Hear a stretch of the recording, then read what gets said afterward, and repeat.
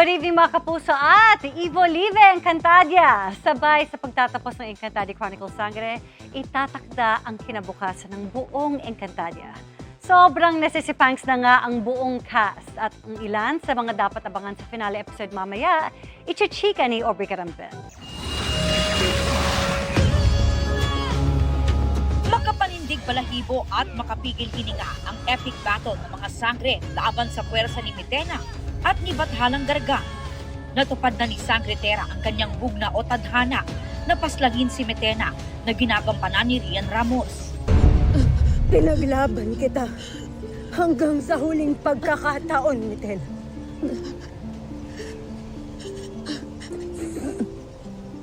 Salamat, Naya. Emosyonal ang naging pamamaalam ni Mitena na hanggang sa huli ay itinuring na kaibigan si Terra.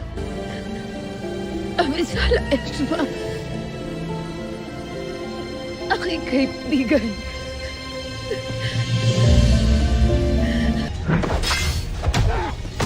Nagpaalam na rin ang karakter ni Gabby Eigenman na si Zaur. Who would have thought? Actually, I was thinking from the get-go pa lang, akala ko isa sa mga Sangre ang papaslang kay Zaur eh. But nabigyan naman ng justice na isang kapwa mi ni Ave, tapos dati ko pang right-hand man, si Daron. Sepangs is real na raw para naman kay Angel Guardian na gumaganap as Dea. Papalapit ng papalapit, palungkot ng palungkot yung nararamdaman ko. Lalo na parang ang exciting ng mga episodes ng mga nakaraan. Nararamdaman ko ulit yung same excitement na naramdaman ko nung unang lumabas yung Encantadia. Bittersweet din para kay Diana Zubiri ang pagtatapos ng Encantadia Chronicles Sangre, kung saan gumanap siya bilang ang sinaunang kambaldiwa na si Harahen. Bago yan, orihinal na ginampanan ni Diana ang papel ni Sangre Danaya noong Encantadia 2005 at ang karakter ni Lila Sari noong 2016. Being part of that show, maraming nabago dun sa personal life ko, sa pagiging artista ko. And sana, yung iba rin na naging part of the show, ganun din yung ma-feel nila.